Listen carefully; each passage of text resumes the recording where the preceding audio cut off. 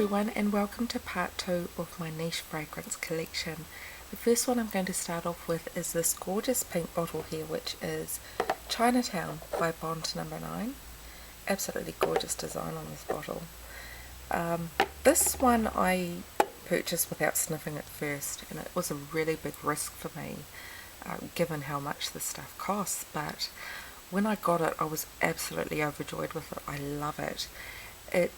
While it's a unique fragrance, it does share similarities with a couple of fragrances that I have, which is Kenzo Flower Oriental, which has a very powdery, sweet, incensey base, and I definitely get those similarities in Chinatown, except that the powdery aspect has been toned down quite a bit. The other one is Kenzo Jungle Elephant, and that one's a very syrupy, sweet, kind of jammy, stewed fruit cardamom fragrance, and there's definitely a lot of that in Chinatown as well. So it's quite interesting that those two fragrances from the same house have really strong similarities with Chinatown here. But it's a gorgeous set, definitely one you have to try before you buy, given how much this stuff costs, because it's one of those love it or hate it scents. It's very powerful, it's very unique, and it's absolutely gorgeous. I love it. The second one I have is Tom Ford Black Orchid, and this one is a unisex fragrance. It's a very dark, almost sinister gourmand fragrance. It has again, like with Chinatown, it has this kind of stewed fruit beginning. It's a very dense, heavy fragrance. And it has a bit of vanilla in there, and there's a lot of earthy notes in there.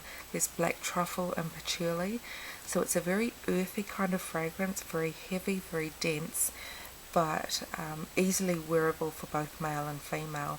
And I love that kind of gently spicy vanilla that's going on in there as well. All those notes combining together make one absolutely fantastic perfume. So if you can get a hold of a sample of this, definitely try it. It's definitely up there as one of my top 15 perfumes. The next one I have here is Comme des Garçons 2, and this one's quite a difficult fragrance for me to describe, but I'm going to try and do my best. It's almost like an avant-garde piece of art. It's a little bit of a riddle because there are so many notes going on in there, yet it's not a complicated fragrance. It smells very simple and quite linear. It doesn't really change on my skin, but it's very difficult to pick out what notes are actually in there. It's a very synthetic scent, so it doesn't really have any natural elements that you can go with, like flowers and berries or easy to define perfume notes from nature. There is a little bit of woodiness in there, but it's very transparent and sheer. I can't describe this well enough to do it justice, so this is one that you're going to have to try for yourself. But it's absolutely beautiful. It's very sleek, it's very minimalist, ultra modern, and one of my favourites actually. Next we have Kai Eau de Parfum, and this is pretty much just a straight up gardenia fragrance. It's very true to life, to a fresh gardenia bloom. You have a little bit of greenness around it, I guess to signify the lush green leaves around a gardenia bloom. Not a lot to say about this one except that it's probably the best gardenia I've ever tried, and if you really like that flower, definitely give this one a go. The next one I have is Antonia's Flowers, and this was actually the second niche fragrance I ever purchased. I really love this one. It has a bit of sentimental value to me. The smell of it, it's almost like walking into a florist shop and kind of just being hit in the face with all those amazing smells that you get when you do walk into a florist shop. There aren't any defining flower notes in there. It's just very fresh, very true, fresh cut bouquet. There's lavender and freesia. I get rose in there as well. There's a little bit of green to signify fresh cut stems, and it's very aquatic as well. It's almost like you're getting that spray mist that they spray onto the flowers as well. absolutely beautiful fragrance. While it's got a lot going on with it, it's not busy. In fact, it's very subtle and very demure, and my only complaint is that the staying power and the strength of it is really quite poor. So it's definitely one that you're going to have to spray a lot of, but I think it's worth it. The next one I have here is Avignon, and this is by Comme des Garçons from their incense series. It's probably my favourite of the incense line. It's a very true frankincense, myrrh kind of resinous incense fragrance.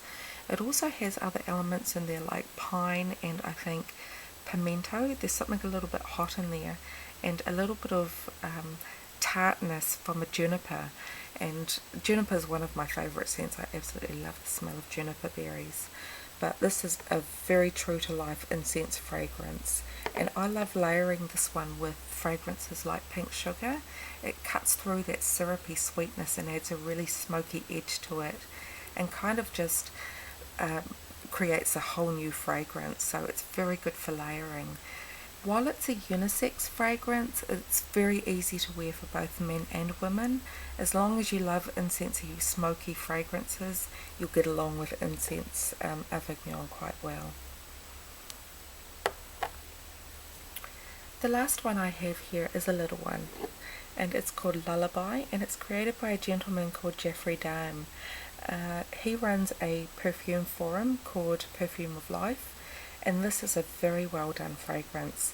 This is the 15ml bottle, and I actually got this one in a swap. I definitely get influences of Guerlain like Leo Bleu. There's a kind of a hay-like note in there. It's very vintage in feel. It's not very powdery, but it's quite dense and quite it's almost like the old classics like Leo Bleu and Chanel No. 5. It's very dense in that respect, but it's such a well done fragrance. There is also something in there that reminds me of Red Door. Now that's a fragrance that a lot of people just groan at the mere mention of it, but this one's done very, very well. Kind of Red Doorish, Leo Bleu, Chanel No. 5ish. So definitely give that one a go if you ever come across it. I do hope it gets around a little bit more because it's a great perfume and it's made really well.